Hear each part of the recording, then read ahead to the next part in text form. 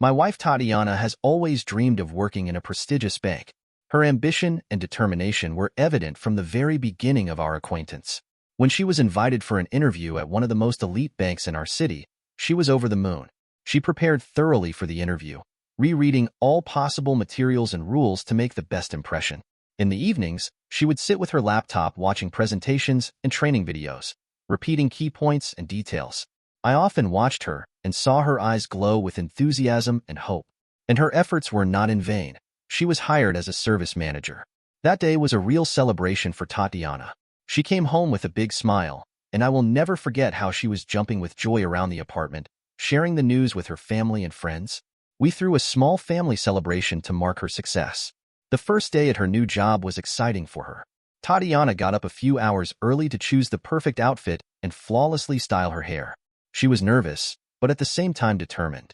In the evening, when she got home, Tatiana couldn't stop telling me about her new team and how welcomed she was.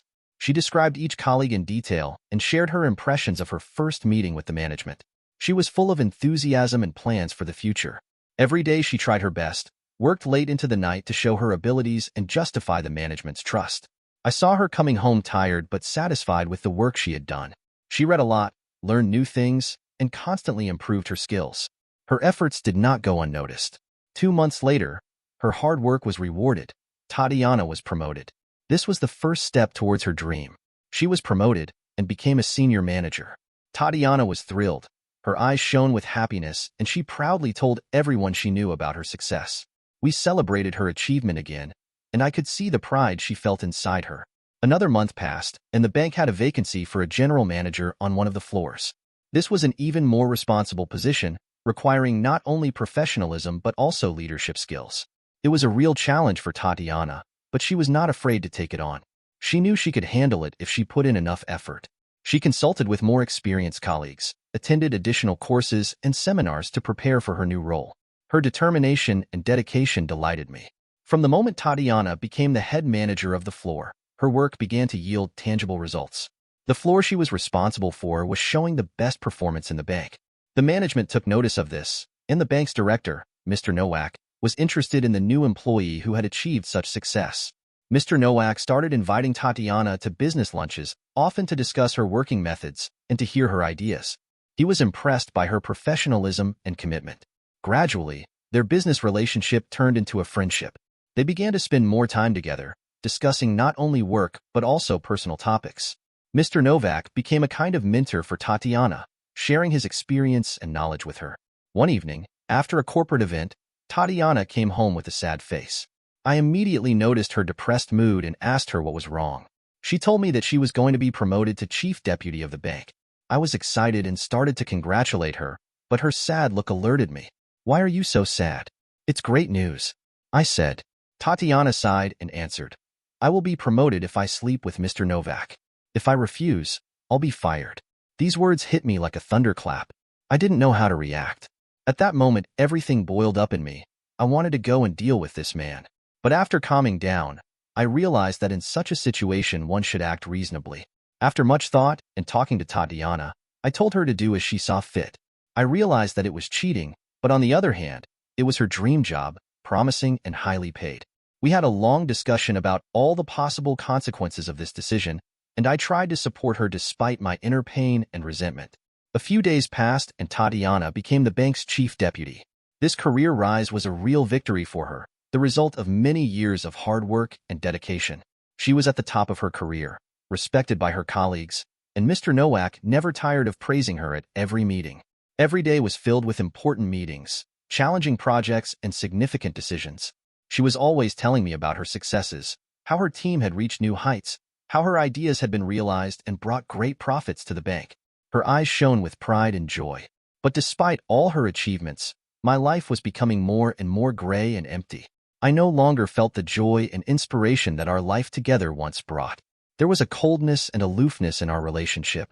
We almost ceased to have heart-to-heart talks, and our rare conversations were reduced to discussing her work and my minor household chores. I couldn't find a place for myself, feeling betrayed and devastated. Every night, alone in our empty house, I thought about how things had changed, how our love, which had seemed unbreakable, had given way to career ambitions and professional success. I didn't know how to deal with this sense of loss. Everything inside me was boiling with resentment and pain, but I couldn't express my emotions. I felt that I had lost not only my wife, but also myself. My heart was broken, and I saw no way out of this darkness. 6 months passed, and my life became gray and monotonous. Every day was similar to the previous day, and I felt completely devastated. While my wife was living life to the fullest, enjoying her career success, it was her finest hour. She had achieved what she had dreamed of all her life. Tatiana spent a lot of time at work, often staying late, traveling to business meetings, and attending important meetings. She constantly talked about her accomplishments and the new projects she was working on. Her eyes shone with happiness and pride in her successes. But despite all this, there was a growing estrangement between us. One evening, when we were sitting down to dinner, Tatiana unexpectedly told me that she and Mr. Novak were going on a month-long business trip to Australia. This news struck me like a blow to the chest. I realized that the woman sitting across from me was no longer mine. When Tatiana left, I was alone in our empty house. A few days passed, and I realized that I could no longer live as I had before. I gathered all my belongings, packed them neatly into suitcases, and left. I decided to disappear from her life without further explanation. A lot of time had passed since then. Tatiana never once called me or wrote to me. I realized that she was happy with Mr. Novak and did not miss me, that her career and success were more important to her than our relationship. I was hurt, but I realized that it was her choice. I want to apologize immediately for any errors in the text or dubbing. I am just learning, and the language of this channel is not my mother tongue. The dubbing is done with the help of artificial intelligence. Please point out errors so I can fix them and improve the quality of the content.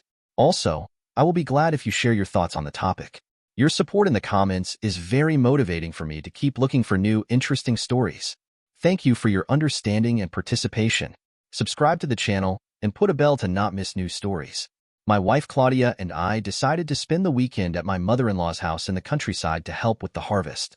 It was a great excuse to take a break from the hustle and bustle of the city and enjoy the fresh air and simple joys of country life. We left early Friday morning so that we could get there before noon and get straight to work. Along the way, we discussed plans for the weekend, reminisced about past trips to the countryside, and laughed at funny incidents. The mood was elevated, and we looked forward to the days ahead. When we arrived, we were greeted with warm hugs and happy smiles. Right after a short rest and lunch, we headed out to the field. The weather was sunny and warm, the sky was clear, and the work was booming. We enjoyed working in the field with the other family members, laughing, chatting, and enjoying the moments together. Claudia was deft at her tasks, and I was proud of her. In the evening, a delicious dinner prepared by my mother-in-law and cozy sit-downs by the fireplace awaited us. A couple days later, however, everything changed. The sky was covered with heavy gray clouds, and it began to rain heavily.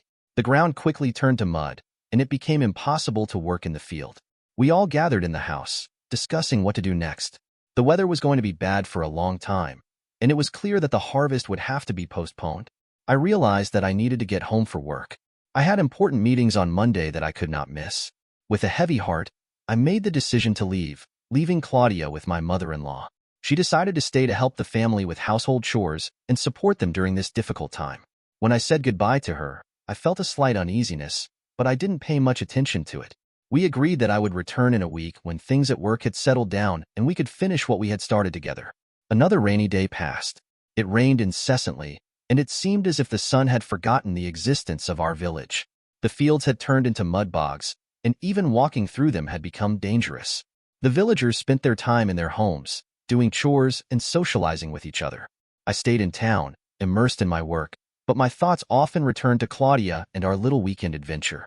A week later, when the harvest was over and the weather had finally improved, I headed back to the village to take Claudia home. The drive was long and tiring, but I was excited for the upcoming meeting. When I arrived, I was greeted with cordiality, but Claudia was unusually pensive.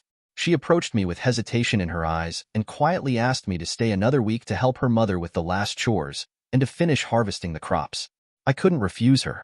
Even though I missed her and wanted to bring her home as soon as possible, I realized that her request was motivated by a desire to help her family. I agreed and returned to town alone, heavy on my heart but hopeful that we would be together in a week. A few days after my return to town, I unexpectedly received a call from an unfamiliar number. The unfamiliar voice on the other end of the line said that my wife was cheating on me. The words were spoken coldly and unemotionally, and then the line dropped. I stood in a stupor, unable to immediately comprehend what I had heard. Anxiety and disbelief swept over me. My heart began to pound, and the darkest thoughts arose in my mind. I tried to call the number, but it was unavailable. My inner voice told me that it could be someone's evil prank, an attempt to sow discord in our family. But a shadow of doubt already lingered in my heart. I couldn't get those words out of my head that had sounded so sudden and devastating. The suspicion began to eat away at me from the inside, and I didn't know how to deal with it. For days I lived as if in a fog, trying to stay calm and focused on my work, but thoughts of Claudia and the possible betrayal kept me on my toes. I searched for explanations and excuses, trying to convince myself that it was just a malicious rumor, but my heart wouldn't rest. Anxious thoughts settled in my head, and I could not find a place for them. Soon I received another call from an unknown number. This time the person on the other end of the line didn't say anything, but soon I received a message with a picture. In the picture was Claudia with another man, their poses and facial expressions leaving no doubt that there was more than just friendship between them. This blow was even more crushing. I felt the ground go from under my feet. Not knowing how to react, I was left completely confused and distraught, trying to find the strength to make sense of what was happening. A couple days later, Claudia returned home and we sat down to discuss what had happened. She flatly denied the accusations, calling them lies and innuendo. I was confused and didn't know what to do. I decided to listen to my wife, whom I loved immensely. We moved on with our lives as if nothing had happened. 6 years passed. We went to visit my mother-in-law again. This time the trip was long-awaited and brought us joy. The village welcomed us with familiar views, fresh air, and the hospitality of relatives. One of the local combine operators, Tomasz, invited us to visit, and we gladly agreed to spend the evening in his company. The evening was a great success. We laughed, discussed life in the village, reminisced about old times, and shared news. I drank a little, enjoying the relaxing atmosphere. At one point, wanting some privacy and a little break from the noise, I decided to take a walk around Tomasz's house. The house was cozy and orderly, with family photos and souvenirs everywhere. When I accidentally walked into Tomasz's bedroom, I stopped, amazed by what I saw. On the wall were 6-year-old photographs of Tomasz and Claudia together. Their faces glowed with happiness and intimacy, which was clear in their gazes and postures. My heart squeezed with pain and bewilderment. Dizziness and panic gripped me. The realization that I had been living in adultery all these years was literally knocking me off my feet. Trying to stay calm, I quietly walked out of the house and headed back to my mother-in-law's house. My mind was in chaos. Questions and conjectures flashed at breakneck speed, and my soul was filled with bitterness and resentment. How could I be so blind to what was happening under my nose? How could Claudia keep it from me for so long? A few hours later, Claudia returned. She noticed my condition and immediately realized that something had happened. We sat for a long time and discussed what had happened. Claudia tried to explain herself, saying that it was a mistake, that she loved me and never wanted to deceive me. She cried, apologized, and assured me that it was in the past, that our love and family were more important to her than anything else in the world. As I listened to her, I felt completely devastated. My emotions were overflowing, from anger and frustration to love and pity. I didn't know how to act. On the one hand, I felt betrayal and pain. On the other, I felt love for Claudia and a desire to keep our family together. After much thinking and talking, I decided that I needed time to think things over and make a decision. I went to a friend's house for a week, hoping that the separation and time would help me sort out my feelings and find the right path. During that week, I didn't find a place to be. Memories and reflections kept me awake. I realized that despite everything that had happened, I could not live without Claudia. Her love and presence in my life were too important to me. When I returned home, I decided to forgive her and give our marriage another chance. We began to work on our relationship together, trying to make sure we didn't repeat past mistakes. Looking back now, I realized that despite everything we had been through, we were able to keep our family and love together. We became stronger and closer to each other, learned to appreciate every moment spent together and to trust each other. Life has taught us a lot, and we are grateful for the lessons it has taught us. I want to apologize for any mistakes in the text or dubbing. I am just learning, and the language of this channel is not my mother tongue. The dubbing is done with the help of artificial intelligence. Please point out errors so I can fix them and improve the quality of the content. Also, I will be glad if you share your thoughts on the topic. Your support in the comments is very motivating for me to keep looking for new, interesting stories. Thank you for your understanding and participation. Subscribe to the channel and put a bell to not miss new stories.